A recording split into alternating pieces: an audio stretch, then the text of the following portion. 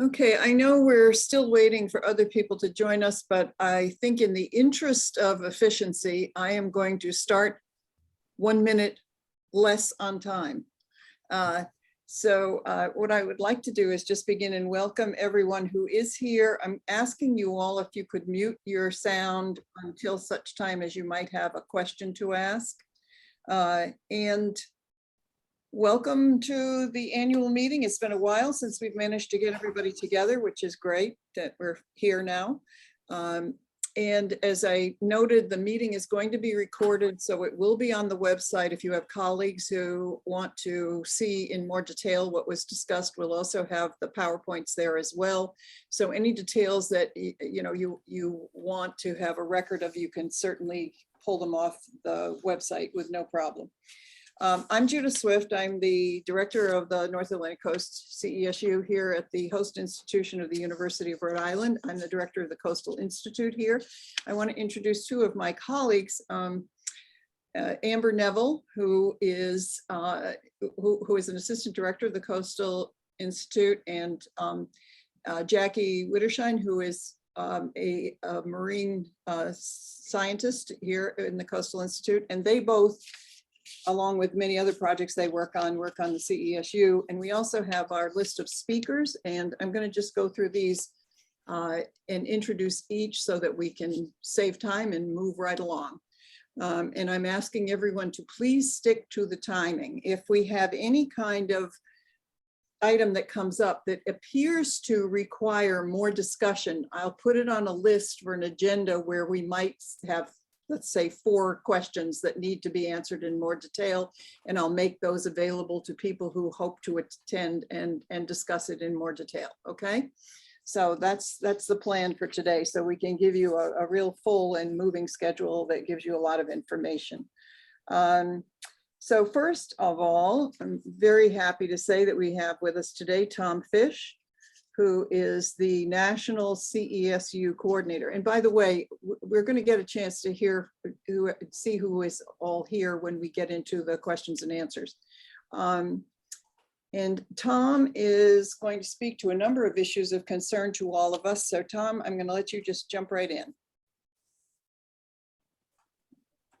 All right, thanks, Judith. And I guess I had some slides. Are you going to display those from your side? Jackie's pulling them up right now. Okay, great.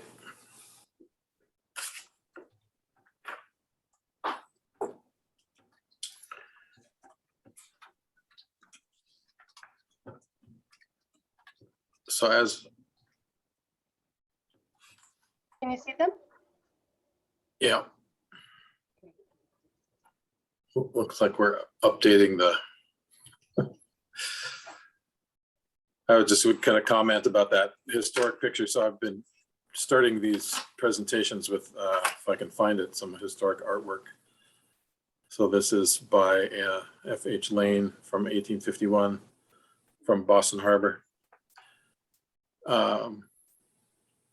So I'll just go over some updates from the National Program Office, and there were some kind of frequently asked questions that Judith asked me to touch on as well, and then we can have some more conversation if needed.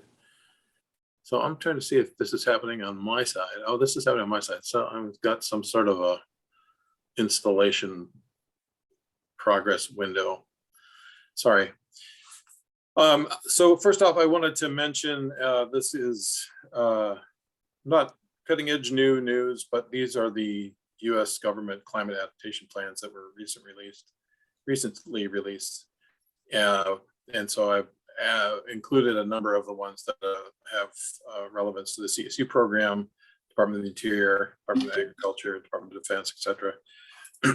And the text on the left is related to some information that had been included in the National Park Service budget document this year related to climate, but we have news about that status, but I think the text is still relevant, that the idea is that there'll be expectations and support for agencies working closely with one another and with non-federal partners on tackling different scientific activities surrounding climate change and other stressors. And I think it's just important that when we have language like that, that is at a high level, it's nice to be able to point to that. These documents are available online if people want to look at the, these adaptation documents are available online if people want to check those out on their own at a later date. So we can go to the next slide.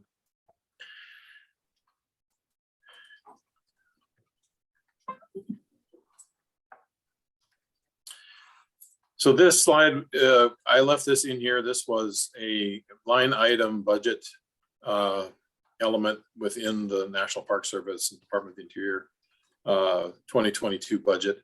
We've received word now that, well, that this is not coming this year, but the idea was that this would have provided some support at both national office and regional CESUs under the National Park Service to support scientific capacity activities. And there were a number of different potential projects that were identified. A group of National Park Service research coordinators got together to identify kind of a framework and list of potential funding opportunities that could be funded from funds under this appropriation, but it didn't come through. But I've just received word this week that it is now, the same figures are in the 2023 proposed budget. So fingers crossed that we might see this in the not too distant future. And so I think it's worth just highlighting, one, that it was included in the budget at all, and there was an elevated visibility for this program in terms of its ability to support Department of the Interior scientific activities. That's more or less all I had to say about that, just bringing it to people's attention. Next slide, please. I wanted to mention also that we have a funded project through the North Atlantic Coast CSU right now with the University of Rhode Island to conduct a nationwide CESU program evaluation project. That's ongoing. It's nearing its completion in the coming months. We've met with a number of different partners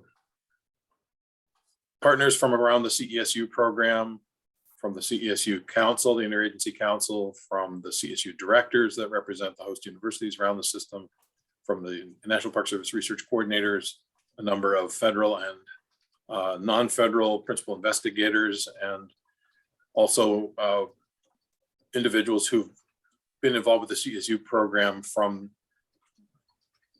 the time that they were grad students through graduation into faculty positions, onto department chair positions, and they continue to support their own PhD students and faculty members who have come up through the CESU program. It's been very eye-opening and informative to hear the stories that have been told and shared from that exercise of listening sessions with those different groups. We're capturing a number of different quantitative elements related to the program going back to 1999, and actually prior to that, the early formation of the program, and then including some more qualitative assessments.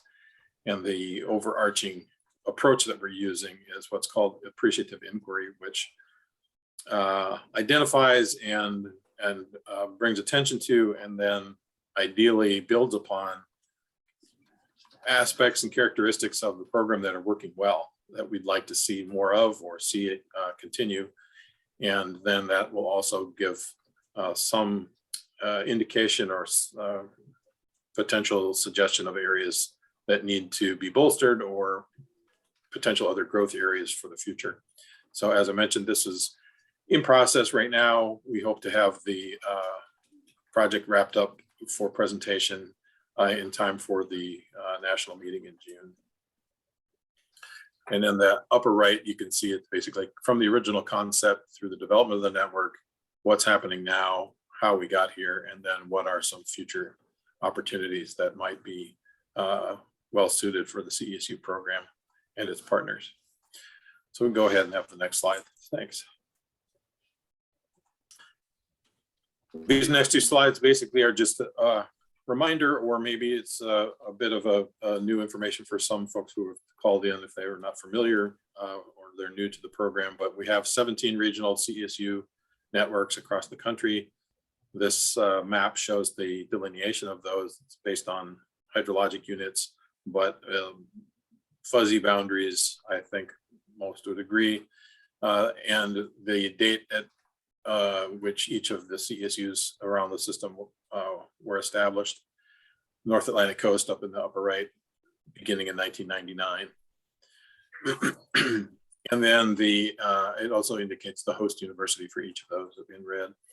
And then the next slide is the more or less the structure of the program from the interagency federal council at the top, that is the governing body for the program. And then down from there to the regional CESUs with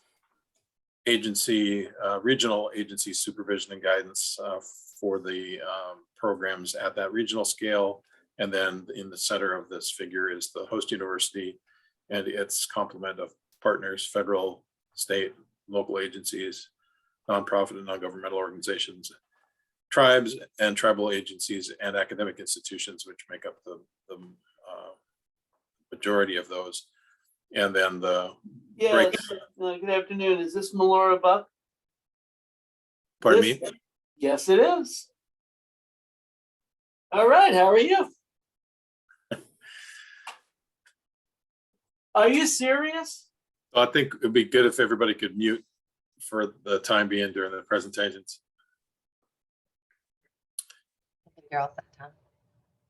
Sorry. Just going through the figure to the bottom, it identifies that the group is brought together under a 5-year renewable cooperative agreement that brings terms and conditions, including a programmatic indirect cost rate. And at the very bottom of the figure shows more or less the target areas. So determined by agency jurisdictions, management units such as national parks, national wildlife refuges, national forests and such. Focus on particular public trust resources, wildlife or culture resources, and then different study areas. So it's more or less a generic representation of the structure of the program. And those two figures are available on the national website if people are interested in those. Next slide, please. Thanks. This slide shows the growth in partners across the system by 5-year agreement. So each of those bars indicates one of the 5-year agreements. The one that's highlighted in yellow is the National Program Office shorthand for the North Atlantic Coast, NOAT. And that shows the complement of partners in all 5 of the agreements that have been executed through the North Atlantic Coast, with the orange one being the current one with about 47 partners, I believe you have now. And then at the bottom of the screen there, it just gives a count of how many partners we now have in the program. Now it's over 500, with about 2/3 of those institutions of higher education, about 26 or so, 27% non-governmental organizations, and smaller percentages making up state and local agencies, tribes, and the federal agencies. Next slide. So this slide shows the aggregate funding. It is a course measure based on the 5-year renewal documents that have been submitted over the years. And I've highlighted the North Atlantic Coast line there with the arrow. That is as of the time that you did your renewal. So that's a little bit aged at this point, but it still indicates, high levels of productivity, both at the North Atlantic Coast and around the entire CSU program. As we're doing our program evaluation, we're finding projects that we think were not included in some of those 5-year renewal documents. So those figures at the bottom are likely to be higher once we feel comfortable with the data that we are pulling together for the projects and the funding. Go ahead to the next slide. So I mentioned we're pulling together data. This is just a screenshot of our CSU project tracker database that was initially supported through the USDA, but we've funded it with some additional funding over several years and have been working out some of the wrinkles and are hoping to populate this with this big batch of data that I'm working on currently, and then getting individual partners, CESUs and federal agencies to become registered users and populate the database on a rolling basis going forward. And I did mention we're going to have a national meeting in June, and we're planning to do a demonstration of, basically a walkthrough of how do you open and enter a project, edit a project, and that sort of thing, which I think is going to be helpful for people to see that live. Next slide, please. So I did have a few frequently asked questions that I've pulled up here, and we can use this as a springboard to have a conversation if you'd like, Judith. But one of those, just kind of going down the list, does enrollment in one CESU provide access to working with other CESUs? And there is, this question comes up from fairly often. If my institution is a partner in, let's say, the North Atlantic Coast, and I want to do a project with a federal agency in the California CESU, can I do that? And the way that the agencies and the non-federal partners are brought together is by being signatory partners within the one regional CESU document or agreement. Now that doesn't have limitations for agencies that are in all of this or in more than one CESU. So if you have a federal agency that's part of the North Atlantic Coast, that's also a part of or does work anywhere around the country, they could connect with your institution in the North Atlantic Coast to carry out work, no matter where that agency has jurisdiction or priorities that they want to have a project on. And so we do have examples of PIs, say from Texas, that are doing work in Alaska because they're marine algae botanists, specialists that have a long-standing record of scholarly work in Alaska, and they're perhaps the best scientists for the job. So that agency has the ability to reach out where there are those connections on those agency documents. Where you don't have a connection, for example, if there's a CESU partner in the North Atlantic Coast that wants to work with the Bureau of Reclamation that doesn't have a connection to the North Atlantic Coast CESU agreement, that wouldn't be, that connection wouldn't be available to those two partners. Next question is, if someone sees a funding opportunity, but it's not necessarily identified as a CESU project, is it possible to request the agency to administer it as a CESU project? And the answer is typically yes, as long as there's mutual agreement between the federal sponsoring agency and the non-federal cooperator recipient. But it can't be the reverse, where a federal agency puts out a funding announcement with no mention of the CESU program and then notifies a recipient that they're going to be administering it as a CESU project and with a reduced indirect cost rate. So it's possible that they could request that of the recipient as well, but there has to be that mutual agreement. It can't be a requirement. And in practice, and this language comes from our financial assistance colleagues, funding opportunity announcements that are intended to be funded through the CESU program really need to have CESU language in them from the beginning, so that it's clear that a project is going to be considered a CESU project. Now, as I mentioned, it's possible to ask for that consideration, and it has been done in the past. But by and large, we encourage all of those announcements to include CESU language from the beginning. The third question on the right column, what are the different factors that make a CESU project a CESU project? And does this differ by agency? One of the things that is required is that the projects are funded as cooperative agreements, which have requirements under the Federal Grant and Cooperative Agreement Act for substantial involvement on the part of the federal sponsoring agency. Also has to support a public purpose. And it really needs to be in accordance with the authorizing language, authorizing legislation for the CESU program, which states that the agencies can enter into cooperative agreements with academic partners and others to carry out projects for the development of multidisciplinary information and usable knowledge, that sort of thing.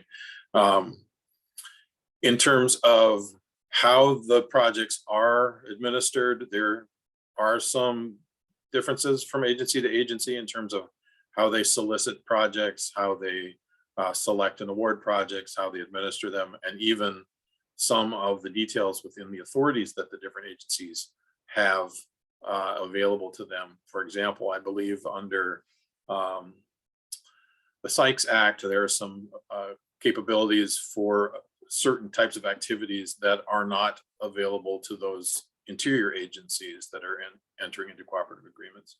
So it does make good sense to pay attention to the details within the authorities that the different agencies are using for entering into cooperative agreements, because some of the types of supported activities can vary to some extent. By and large, though, when they're doing federal financial assistance, they have to conform to the uniform guidance. That's the 2 CFR 200. And we also do have a CSU project criteria memo that was jointly developed between the council and the directors back in 2013 that basically outlines that projects need to be collaborative. They need to have substantial involvement by the federal agencies. They should be conducted in the spirit of the CSU program concept. And that memo is available on the CSU Network website under the Network Resources and Administrative Guidance section. It's posted there in a PDF if you'd like to take a look at it.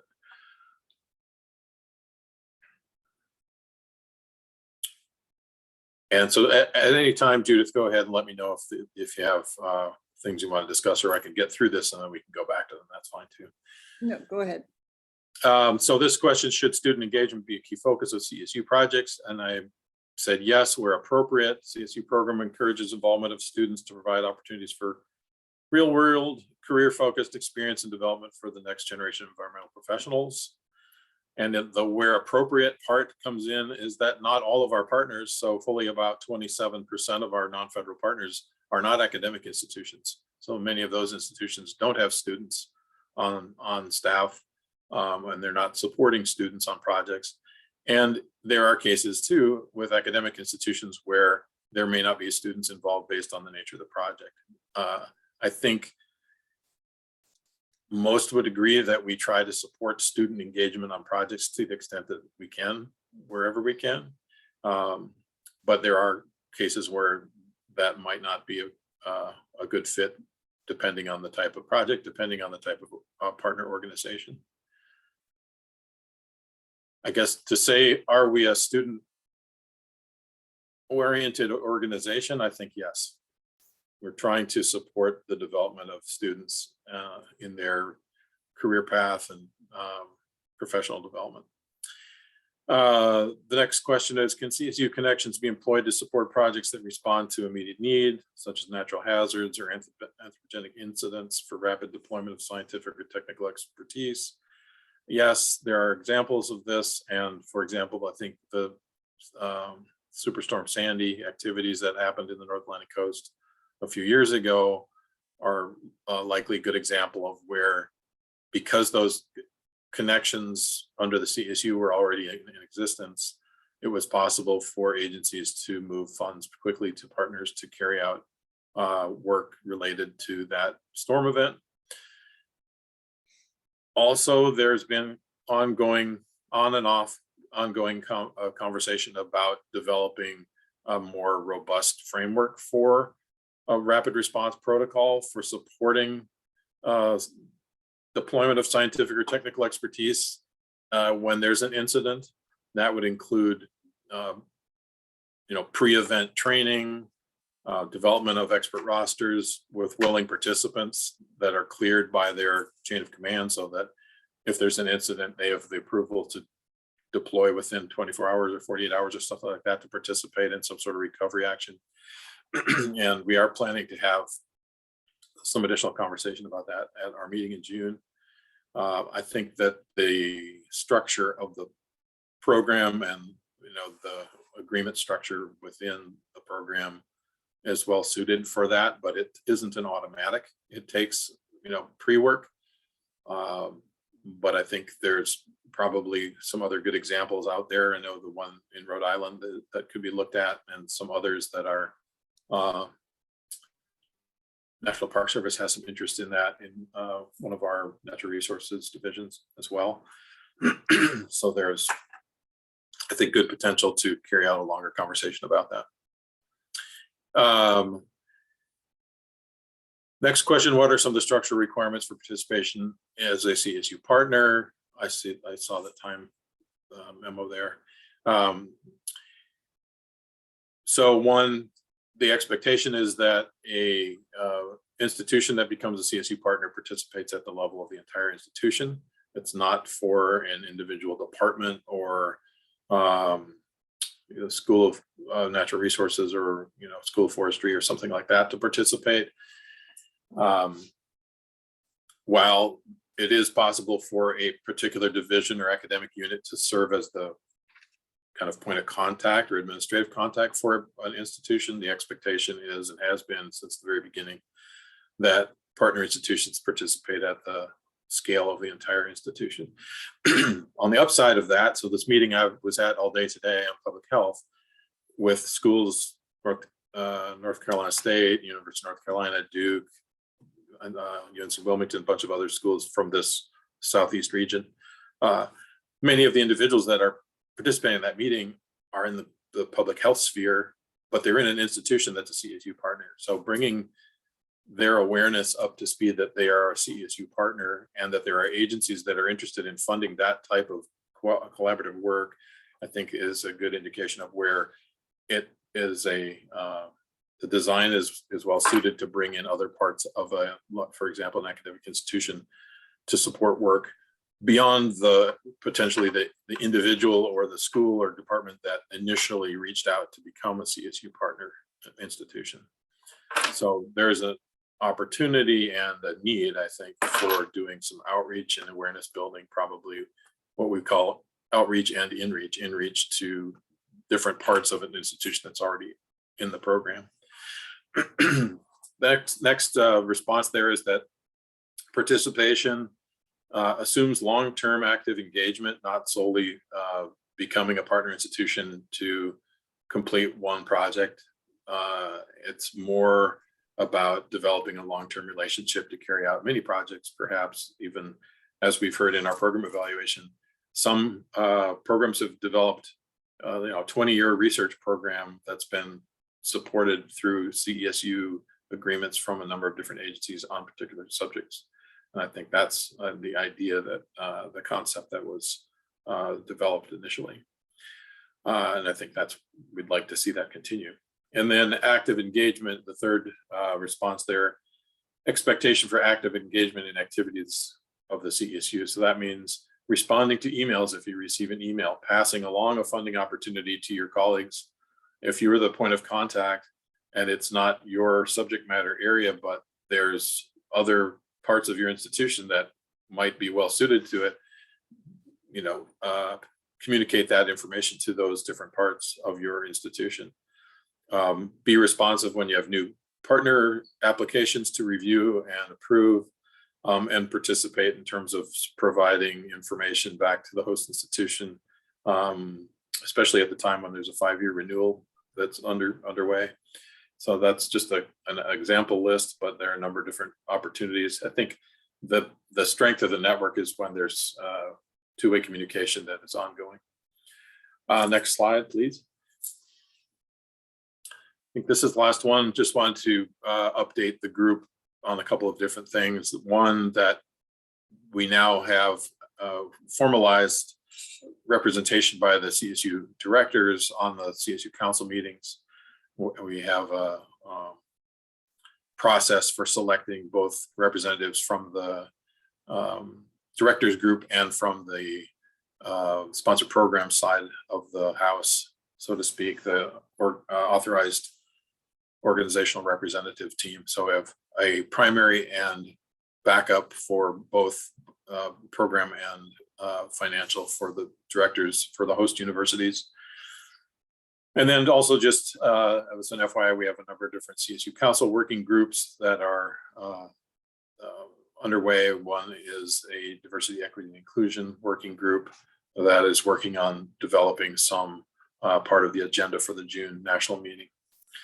The center block there is just that there are some ongoing projects. One is called Ecology Plus, which supports mentoring activities and professional development activities for students from underrepresented populations. Initially under the Ecological Society of America, but the subject matter can go broader than that. And there's a new proposal in to expand that to other urban centers around the country. The Belmont Forum is a large international forum for, or a research enterprise that will have funding announcements coming out in 2023, but it brings together expertise from any number of different organizations. The one that I'm involved with that I think would be well suited to at least make people in the CSU program aware of is in the intersection of climate, environment, and public health, especially being able to look at zoonotic disease and risk from climate change. And then the LTR network I put in there, many of you may be aware of the LTR network or participate in it.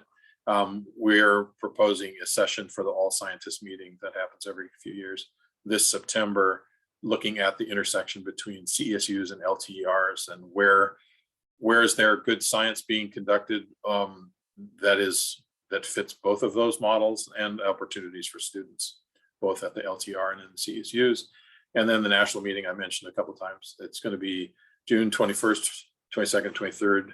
It'll be all virtual. Portions of that will be open to the full CESU network as well. I believe that's the last one, and I saw a request to hold questions till later.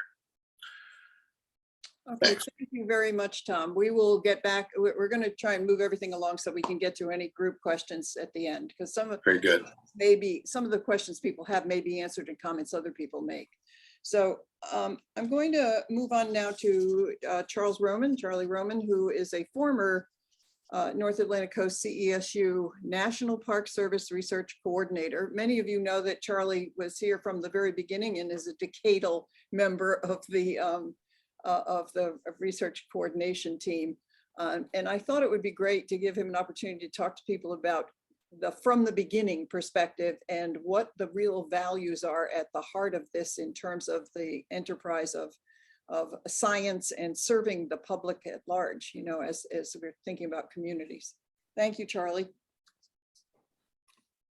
Judith, thank you.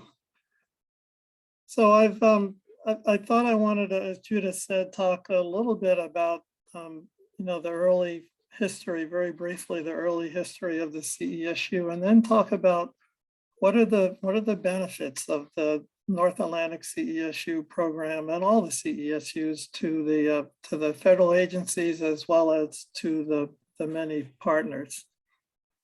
So why was the CESU created over 20 years ago now? Well, in the early 1990s, the science programs of the Department of the Interior were undergoing some very major reorganization. The National Park Service and the Fish and Wildlife Service science programs were transferred to a newly created National Biological Survey, as some of you long-timers may recall. Then a few years later, the National Biological Survey was dissolved, and the scientists from, you know, the NBS scientists were moved to the USGS. And USGS certainly is a world-class federal research agency, but one that didn't have much focus on biological resources.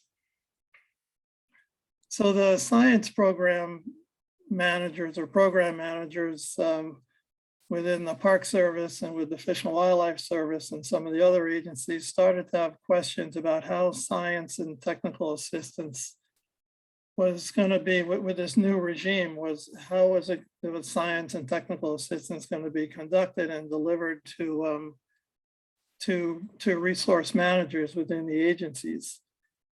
And that spearheaded some discussions, and the CESU concept came to be, and it was realized that that the Park Service and the Fish and Wildlife Service and other agencies really don't have the broad multidisciplinary expertise to address the complexity of problem solving related to biological, physical, engineering, economics, social sciences, cultural disciplines, history, communications, and others. And the solution to this was to develop a very highly collaborative partnership, which is what the CESU is, of multiple federal agencies, multiple universities and other organizations. That brings a very wide-ranging wealth of expertise for federal agencies to draw from. And this was really a growth or an expansion from the existing program that the Park Service and the Fish and Wildlife. The Park Service had these cooperative park studies units, but they were single universities who were interacting with one agency, which was the Park Service. There was a cooperative park studies unit at UMass Amherst. There was one at the University of Rhode Island, one at Rutgers, University of Maine, and elsewhere. And the Fish and Wildlife Service, of course, has its cooperative fish and wildlife units, which again, they're a single university interacting with the Fish and Wildlife Service, but the CESU, as we know, is now multiple universities.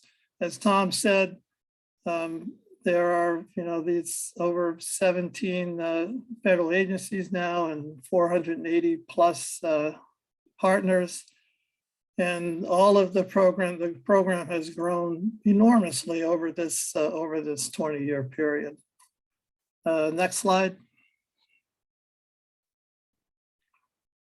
These are some of the founding principles or objectives of the CESU program that were established right at the start in 1999. And I think we'll find that if you look at the 5-year program evaluation that the North Atlantic Coast CESU has done, the most recent one, and you look at the report that Tom talked about, this the program, the review of the national program, which is going to be available within several months, I think we'll see that all of these objectives have clearly been met.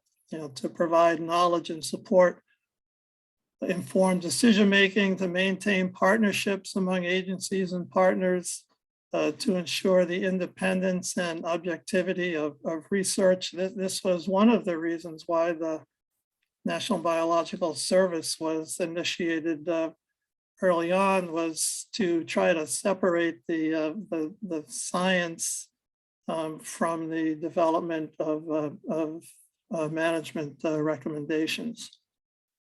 And the CESU Network was also to provide benefits to university faculty, students, and other partners, and of course, to engage professional development of federal scientists. Let's move on to the next slide. So what are some of the benefits to the federal agencies and partners? I'm going to talk about benefits other than the financial benefit. That's an obvious one, the financial benefit to the non-federal partners. Tom mentioned this very briefly, but in a cooperative agreement,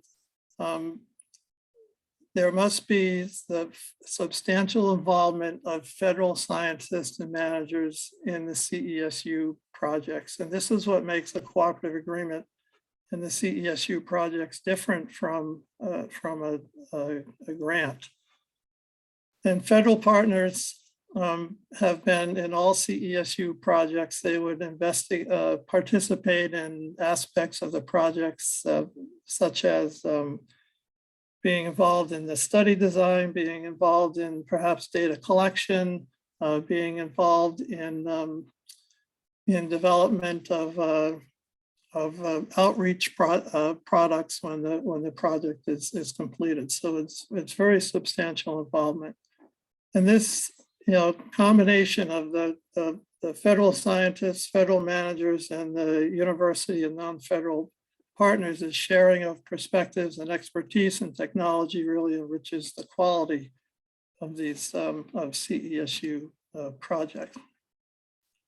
Education and training is an important benefit and objective of the CESU. Federal scientists are stationed at all of the host universities, and those federal scientists are often have faculty appointments. I know we do at the University of Rhode Island, and they teach, they mentor graduate students, mentor undergraduates, and conduct research. So these are basically free scientists for the university who are contributing to the whole intellectual and academic atmosphere of the university. In terms of education training, we've been, the CESU, and especially in North Atlantic Coast, has been have training programs for federal agencies and partners, training in the use of new technologies. There's the picture here is a RTK GPS training that the University of Rhode Island conducted for the Park Service. There are many other training programs that have been developed in our CESU. Federal scientists have earned degrees at the CES universities, taken leave of absences from their federal positions, or just some time off in order to earn their degrees.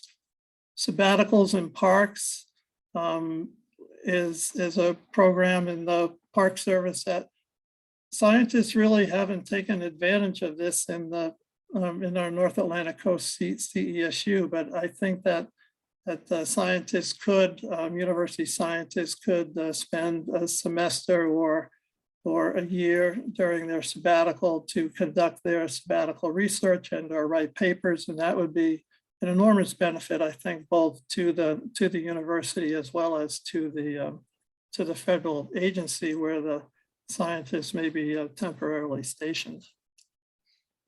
Next slide.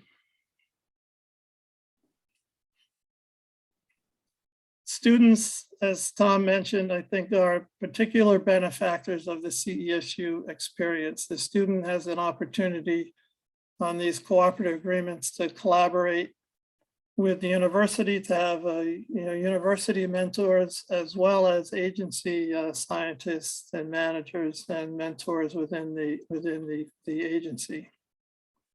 And this exposure to academic and federal science and management provides an enormous exposure to management and science careers within the federal government.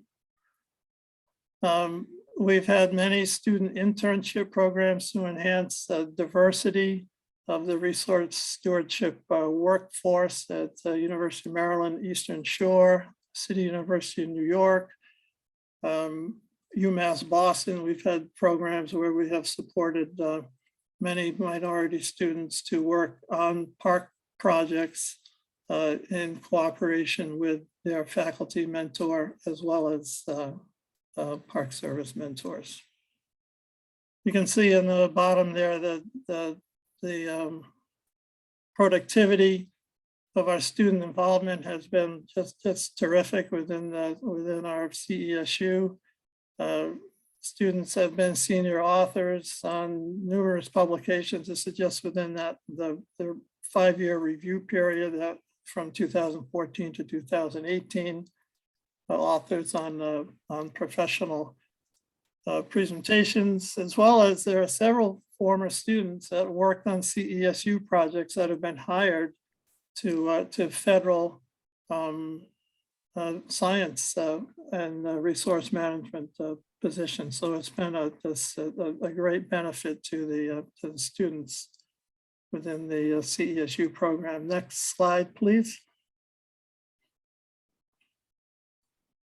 The sharing of research ideas, it's often isn't mentioned as a benefit to both agencies and partners, but as the scientists and the resource managers are talking, many future research questions are shared And this often leads to funding opportunities by the participating federal agencies or others. So the Park Service managers or Fish and Wildlife Service managers may hear of good research ideas, and they may go seek to find funding in order to support the accomplishment of those ideas, as well as the university scientists can go to NSF or private foundations with some of these research questions that come up, and this collaboration between the agencies and the non-federal partners.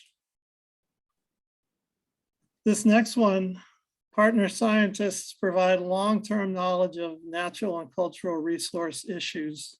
And this is again, a Park Service focused thing, but within the Park Service, superintendents and park resource managers and other staff are often short-term. They stay there for a few years and then they move on to a bigger park or another opportunity.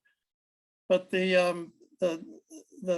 are many of our scientists, university scientists, who have been working at particular parks for decades, and they have this institutional knowledge that the park staff doesn't have. And that's something that the CESU is really working to generate and has. There are a few examples here. Rutgers University has Norb Sudi, who is on the call and is in this photograph here, has had 30 or 40 years or more work at Fire Island National Seashore and at the Gateway National Recreation Area. And when the park has issues related to coastal processes and coastal geomorphology, they go to Dr. Sudi. And there are many other examples at Stony Brook and Center for Coastal Studies, College of the Atlantic, URI, SUNY ESF with faculty members that have this long-term institutional knowledge, which is really critical to helping the park solve some of their resource management and resource stewardship issues. Next slide. So to close, one of the CESU was really in action and really shined during Superstorm Sandy, as Tom Fish mentioned. And we needed to put a research program together for Sandy. The Park Service scientist needed to come up with a research agenda, and that had to be done very rapidly. And we depended on our partners, on our university and other non-federal partners to help develop that agenda. There were about 35 projects funded through the CESU related to Sandy. Over $10 million of Sandy funds went to the CESU, many cooperating universities, and there's a lot of publications coming out now. I don't know, numerous ones. I've lost count. Students have been funded, a lot of outreach videos and fact sheets. And really our response to Hurricane Sandy was really made much easier and much more effective by the CESU program. Thank you. That's it. Okay, Charlie, we're going to hold any questions, and I want to make a note to everybody that if you have questions, because we're running a little tight on time, I'm going to suggest you put them in the chat. I will take them, synthesize them, and ask the speakers to provide answers that I can then add to the upload of this session. So you'll get your answers in that fashion. And if you have anything further, you can communicate with me, and I'll make sure you have a satisfactory answer to anything that you need. Okay, we're going to move on now, and thank you, Charlie, to Bruce Hooke, who is our web consultant and designer. He's going to talk about a couple of features on the website that you need to know about that you can utilize, okay?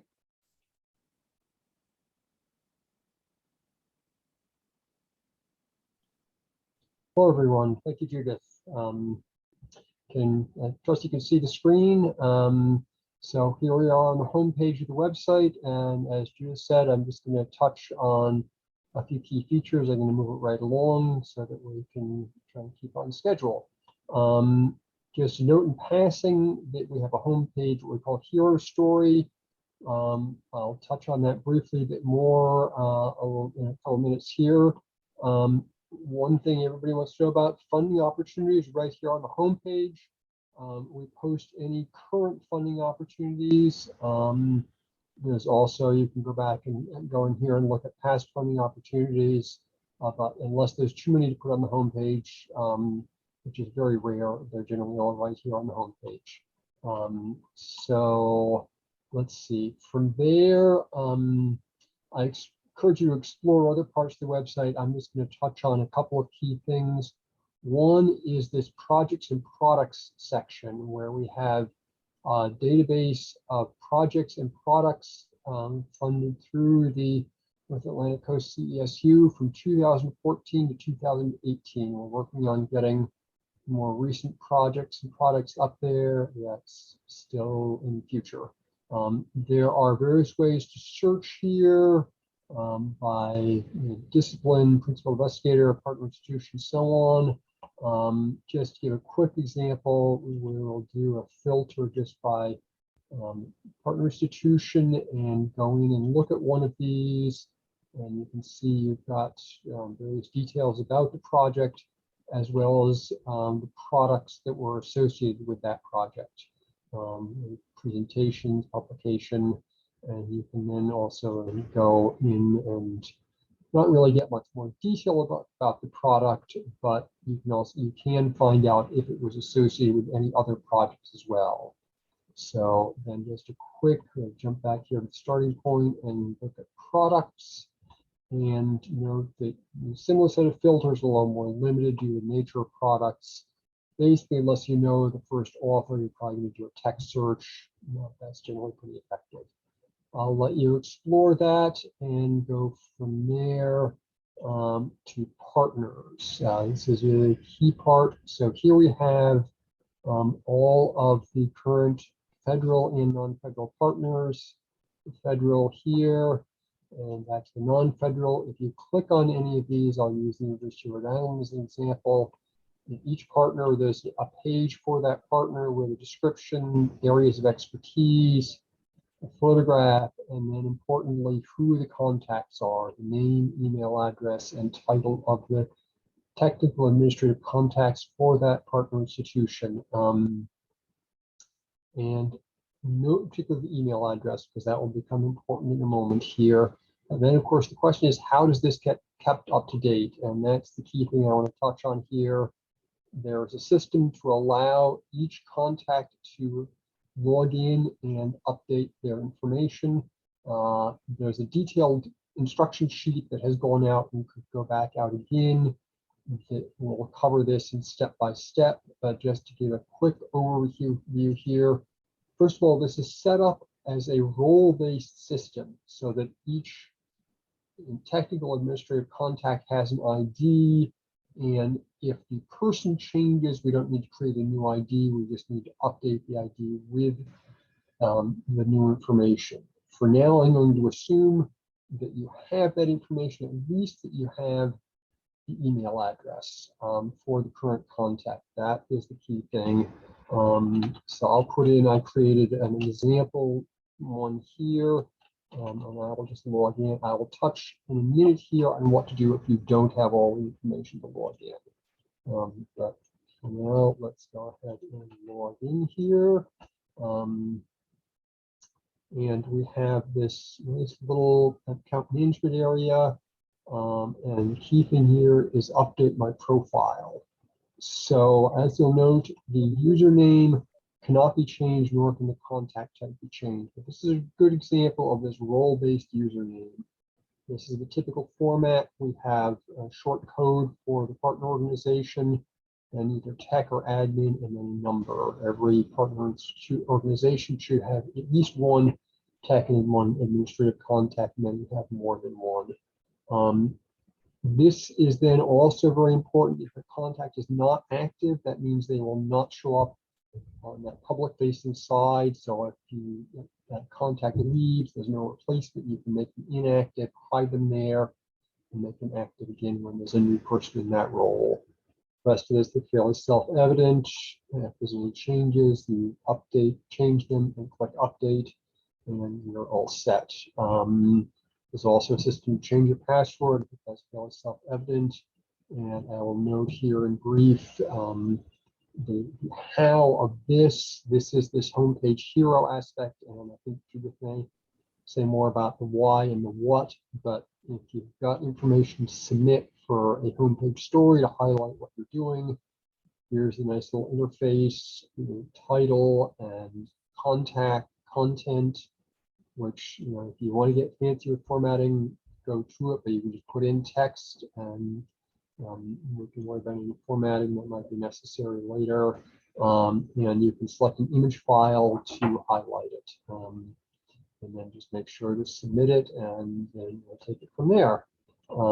So back to the dashboard here. So now let's just consider the case where you no longer have the login information or the role that you're talking about.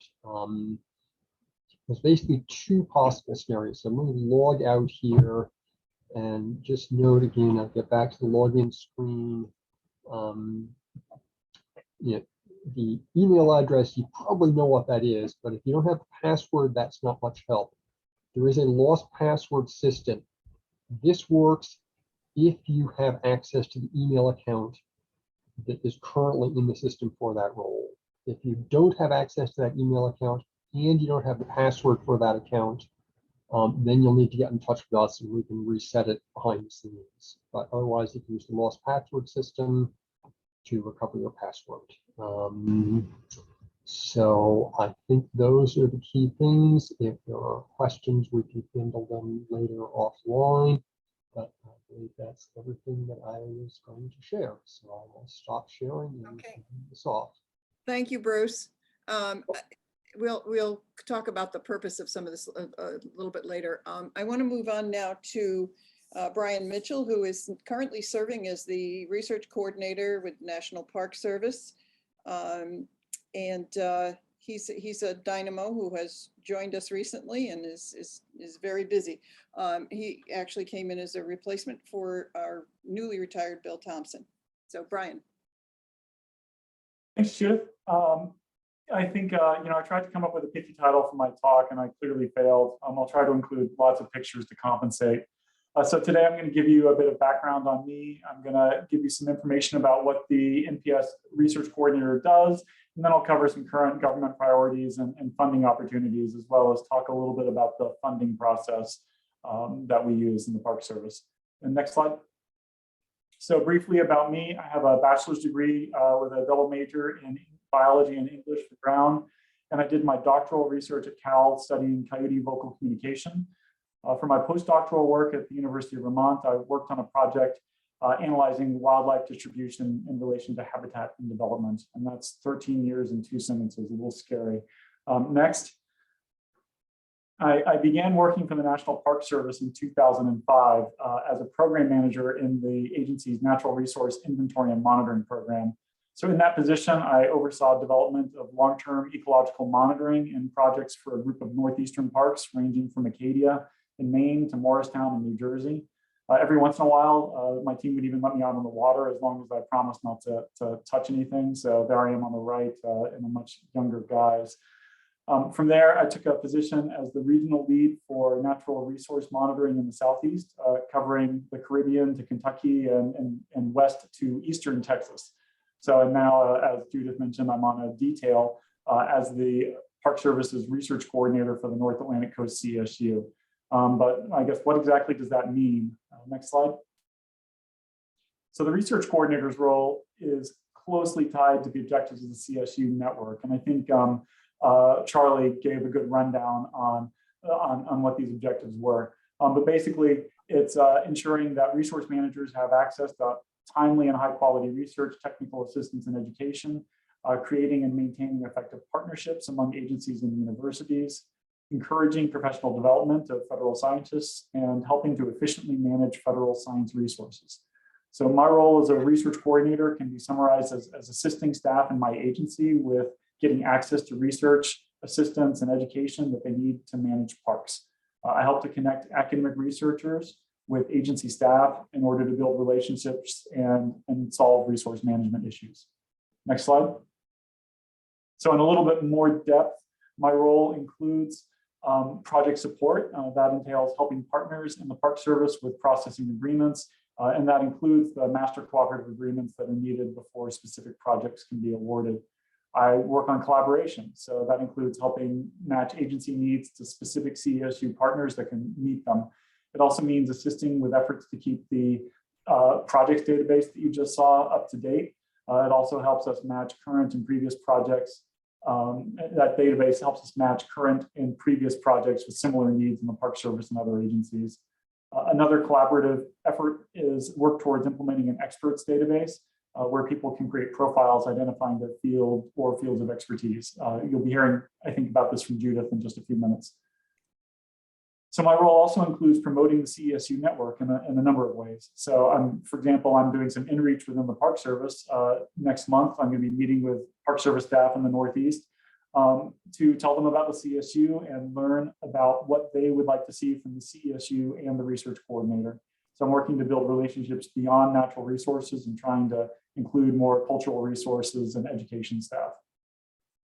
My position is also a senior science advisor to the Park Service's regional office. So this includes reviewing and ranking research proposals, evaluating scientific research, making management recommendations based on the best available science, managing peer review of agency reports, and supporting agency science priorities.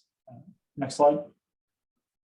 I guess speaking of agency priorities, I know that Tom highlighted the climate change priority, but I thought it would be worth highlighting the current administration's priorities because there is a relationship between these priorities and future funding opportunities. So the Biden administration put forward 7 priorities.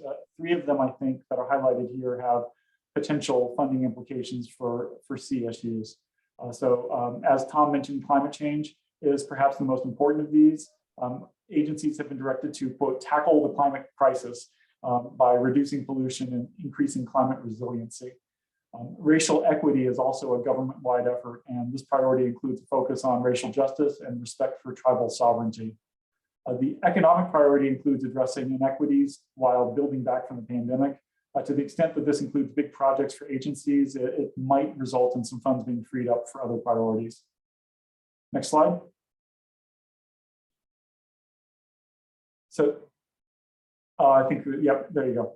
So the government-wide priorities tier down to departmental and agency priorities with varying emphasis. So for example, in the National Park Service, we have 7 focus areas that relate directly back to some of the administration priorities. So the highlighted focus areas have some potential funding implications for the CESU.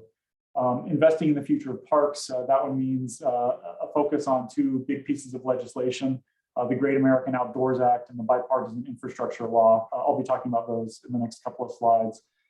Confronting the climate crisis, that's basically using science and traditional ecological knowledge to manage parks.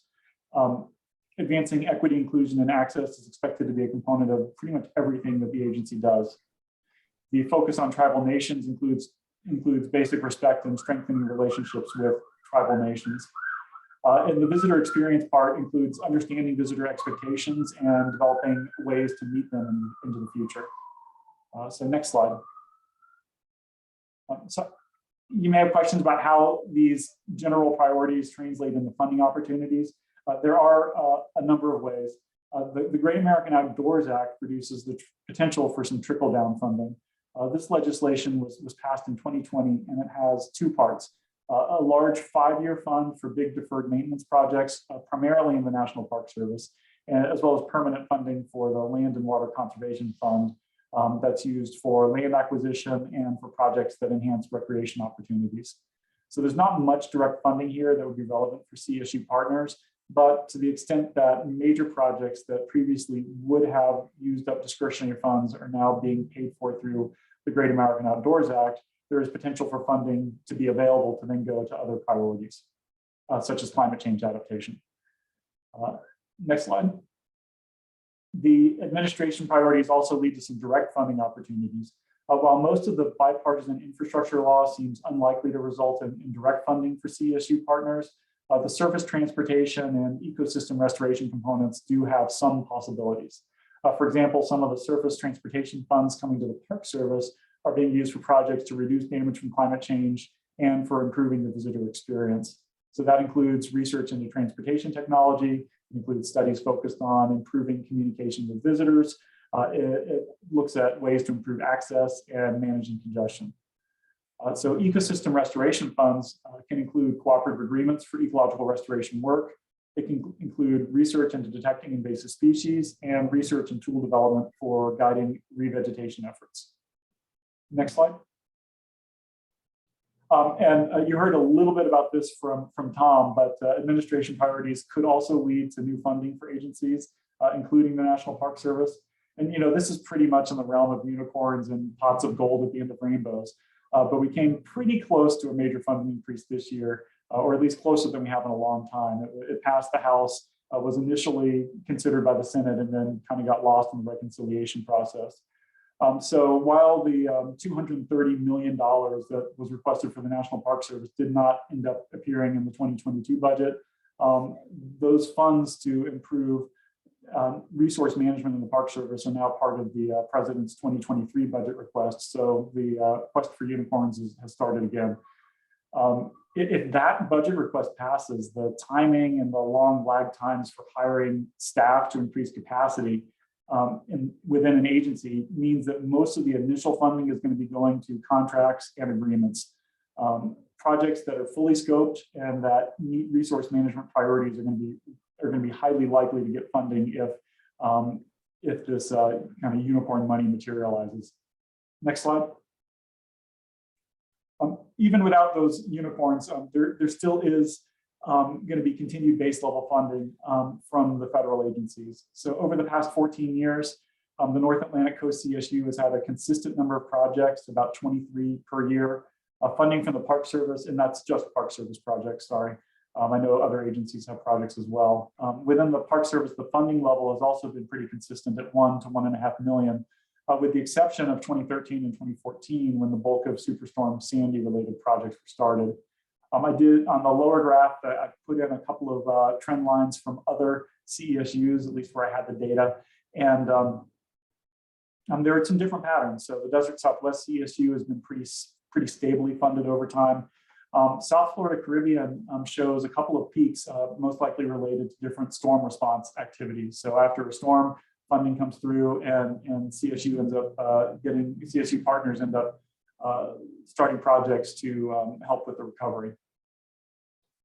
Chesapeake Watershed shows an increase over the last few years, and I think some of that is related to some of the extensive outreach efforts from that CSU, as well as their fairly new experts database that they've implemented that makes it easier for Park Service and other agency staff to find expertise.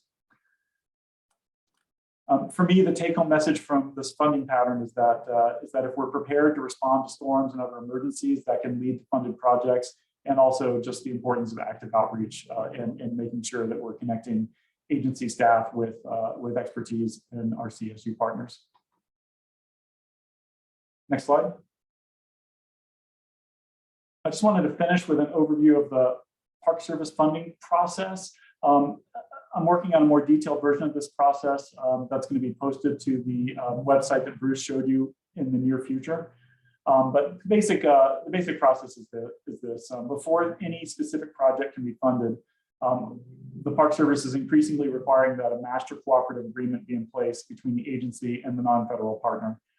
So these agreements outline many of the general provisions covering the relationship between the agency and the partner, and they don't transfer any funds. They also expire every 5 years. So if they're not renewed, then new projects and modifications to existing projects aren't possible. So I have been in contact with some of the partners regarding some master cooperative agreements that are going to be expiring this summer about getting those renewed, and we're well along the way with most of those. The process takes a few months, so it's important to get started early. Then once we have a master cooperative agreement in place, when there's a specific need, within the Park Service at least, the agency staff can generally take two approaches. One is that they may contact a PI directly if they're aware of someone with the needed expertise. So this includes searching the projects database that Bruce was showing you. It includes, hopefully in the future, using the experts database that Judith is going to be telling you about next. If the agency is not aware of suitable experience or someone who would be appropriate, or if they just want to compete the project, they may create a request for letters of interest, and those would be posted to the CESU website and then distributed by the CESU director. People with interest in the work can then respond to the request with a letter that is usually about 2 to 6 pages long. It would describe their expertise, the approach they want to take to completing the project, include CVs and the like. The NPS contact would then review the letters of interest and select a PI for the project.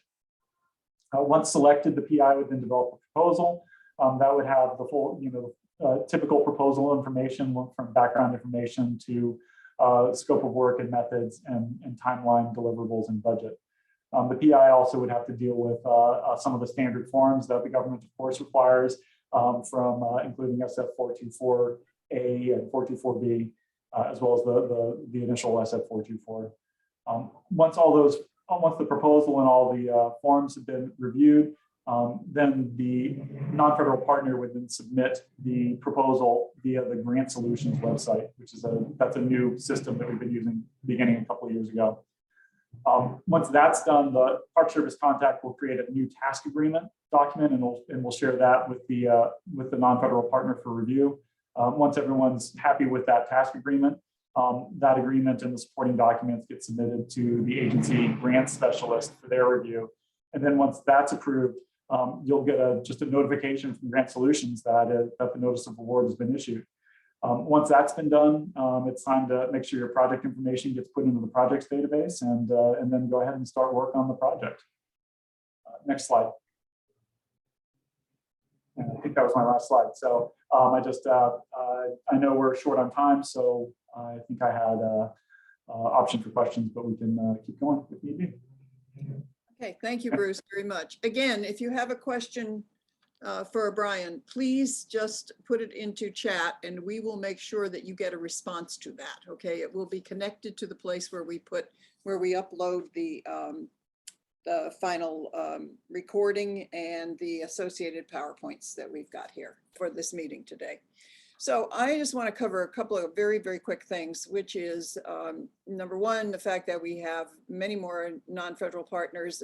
This includes obviously both academic institutions as well as nonprofits and 501c3s, et cetera, laboratories and aquaria and so forth. We also have 9 federal partners. The Wildlife Management Institute is our latest member of the North Atlantic Coast CESU. Their information will be posted shortly. I'm just waiting to get a final version from them. The host self-assessment report is available for you online under admin matters on the website. We've also developed a new website. We have dealt with promotional activities, which I think is very important. And it's something that I'm focusing on quite a bit going forward, which is to make more people aware of the CESU as a national network, as well as the North Atlantic Coast and what it brings to the public as a whole. It's an extraordinary investment of taxpayer money, and something that when people hear about it, they're very pleased to hear that such things are occurring. Okay, next slide, please. Also, as far as the expert database is concerned, this was initially developed by the Chesapeake Watershed CESU. It's a terrific tool, and it's one that we are adopting for the North Atlantic Coast. What it basically does is allow you to fill in information so that someone can search it on, it'll be embedded in our website. And so that someone is going to be able to search it and see what your area of expertise is, so that they can go directly to someone if they have a funding opportunity that they would like fulfilled by somebody who has a particular focus, a research focus. And it's a great opportunity also to look at partner possibilities. So, and they have a very good design so that updating it is not a really overwhelming burden. The other thing is that it will allow us to promote members of the CESU network, which I think is one of the areas where the CESU is, I don't want to insult anybody here, but I honestly think it's a very well-kept secret in many ways. We know about it with each other, but there aren't necessarily that many people who have as much awareness, even in academic institutions. So it's important that we build the promotional aspect of it. It's very useful. You're going to see this in several places for student recruitment. I'd also say for non-academic institutions, you know, for laboratories and so forth, that it's useful if you have a board and you're a 501c3 and not-for-profit, because it's a great opportunity to use as a way to promote donors. And the other thing is that this expert database can become part of an initiative, as Tom referenced, for the training and deployment in environmental emergencies. It is under consideration. However, Brian and I had a meeting with the folks at Chesapeake, and we've had a couple now, and we are going to move ahead to have a test case situation with that, where we allow people in filling out their expert database to say that they are willing and able to be trained and deployed to involve themselves where their environmental knowledge or scientific knowledge or cultural knowledge could be useful in a natural or a man-made disaster. And I will be sending out an email describing more about this to all of you so that you can be thinking about it, but we're definitely going to do a beginning test case with this to see if we can make it work. At the University of Rhode Island, we have the Scientific Support for Environmental Emergency Response. It's a memorandum of understanding with the Rhode Island Department of Environmental Management. We train people who are part of our roster every year from around the state, scientists from universities, et cetera, and as well as people who do archaeological work and all of that kind of thing. And it has become extraordinarily successful. It's something that NOAA is very interested in. They see it as a terrific model. So what we're trying to do is take the best parts of that and put it into in conjunction with the expert database. So you'll be hearing more about this, and we'd love your feedback. On the homepage of the website, we have what we are, typically called hero stories. And we really want to get you folks involved on this. Bruce showed you the pathway on that login place where you can put in a story. What you're able to do, if you would like to, is to just provide us with some bullets, provide us with an image, and provide us with a headline, and we will have a writer transform it into something that's a little more of a story if you folks don't have somebody to do that. And we will feature it on the homepage for, what we'd like to do is get 12 of these in a given year so that we can change them monthly. We'll also use them with social media, because social media is the thing that drives people to websites. Millennials and Gen Zs don't come to websites, they go to social media, but they will go to a website if they are driven there through social media. And that's one of the things we want to do, again, to get more attention to the CESU and its value. It will also serve as an excellent ancillary recruitment tool for universities. It will also raise the profile of 501c3s, not-for-profits, enhance an institutional profile. It's attractive for employee and student recruitment. It's also attractive in terms of getting more federal attention and investment on environmental and cultural applied research. And it also pleases taxpayers to know about these positive investments in which we do save on our low overhead rate because of the nature of how these kinds of projects are managed. This is not to in any way debase the value and the necessity of overhead in many circumstances, but in these particular circumstances, the parameters of the CESU, we can do some really terrific work. The project database, again, you can read what it says here and look at this later if you like. We also want to develop funding opportunities in terms of dispersal protocol.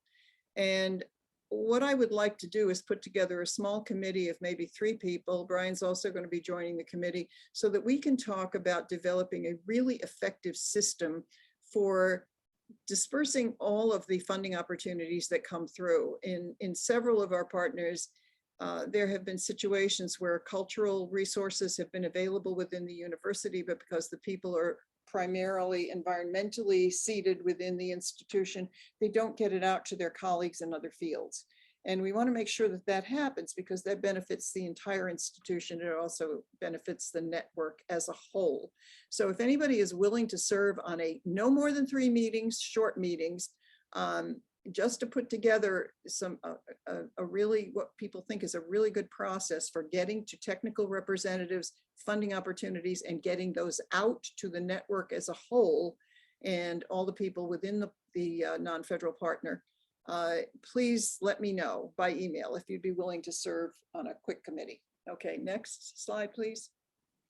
So essentially, we are, as you know, the host institution here at the University of Rhode Island.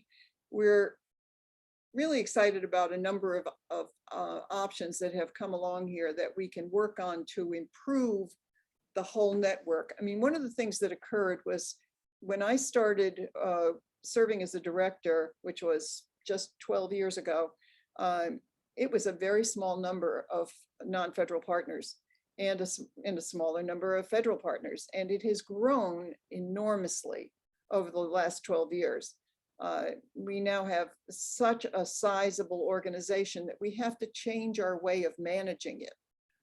And we're in the process. We've been doing that for the last several years. We're working on that, and we are ready with all kinds of things to make some changes that are going to make things easier for you and more effective across the board in terms of creating interagency or interinstitutional partnerships.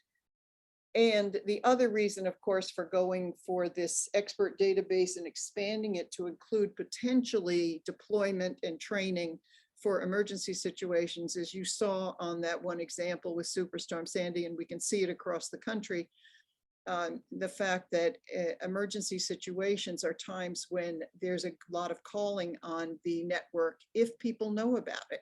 So promoting it more, making people more aware of the kind of quality and the kind of efficacy that we have financially with this system is extremely important. It's something that we want to accomplish, and we need your input to do it. So I look forward to holding on to the values that Charlie described from the very founding of the CESU, but also building out from that in a way that we can manage a larger network and make it more accessible and more apparent to potential partners as we go forward. Please send any questions that you have. I saw some from you, Norb, and we will get you answers. We'll make sure they're there for everybody to see. And some of the information that has been covered today will go into our frequently asked questions section of the website. If you haven't visited the website, I sent out notices about it quite a while ago, but I would really appreciate it if you go on and just poke around more. We also sent out a direction sheet that Bruce had put together describing how to use different aspects of it. So you have that information. If there's anything that you look at the website and you say, boy, this would be a lot better if I knew it was here, and you maybe need to highlight it a little more, just let us know. We're very open to any suggestions that you have, and really appreciate hearing them. So I think we have 5 minutes left. If anybody has a pressing question, go right ahead. You could probably answer this question, Bruce, for us. What is the temporal span of the data set? This is the one that we currently have up. So are we talking about the projects and products? Projects, data? it was 14 to 18, 2014 to 2018. But this is Norb. I asked that question, and it was basically whether or not we're going to go back to the beginning of the CESU organization and have that information in addition to the 5 years that were shown there. We should, absolutely. We should. We haven't done it yet. And part of it, frankly, is the fact that you know how the funding of the CESU was in terms of the host institution. It has been that you get $10,000 when a federal agency joins, and now it has changed to annual funding, but it's not, it's been sparse, and we have put quite a bit of funding into the management of it. So what we're looking for now is we're really looking to invest everything that comes our way in terms of getting those things in place. So yes, Did- that's on the list. And is the source of that information that was data sets, is that the annual and project reports that are then tallied, or is there a different source of that data? It's a combination of sources. MJ, who worked with Charlie Roman for a number of years, right, Charlie? She actually did the gathering of all of the data. Charlie was involved from his records in terms of gathering of data, and it came from a number of sources. But it was checked through multiple sources. So do we have everything? I'm not sure that we do, quite frankly, but we're going to work on including past data and also rechecking what we currently have. Thank you. Okay. And Bill did a good job tracking things during his tenure, and I have records back from Charlie as well on projects. So we'll be, and I've already sent that information to Bruce and Judith. So we'll be trying to work with that. I know Tom mentioned the national projects database too, and I think we'll need to have some discussions with him about what the plans are there. But I think ideally we put information into the CESU database and come up with a way to port the data to the national database and just make sure that we're collecting the information we need on our local database and just have that place for folks to go to put their project information. Right. But we're very mindful of making that as complete and as absolutely correct as possible. We have, well, Charlie, you gave us an enormous amount of data when you left, but the difficulty really has been affording personnel to do the amount of work that needs to be done. It's been challenging, as you can well imagine. But we are moving very much and on multiple fronts in that direction. So any other questions from anybody at this point? Okay, well, thank you all very much for being here today. As I say, this will all go up on the website. If you have anything else that you'd like to know about, feel free to write to me. Personally, I'll make sure it gets to the right people, and I'll make sure you get the answer that you need at this point. Okay? Thank you, everybody. Stay healthy. Enjoy. Thanks to the speakers. Brian, can you hold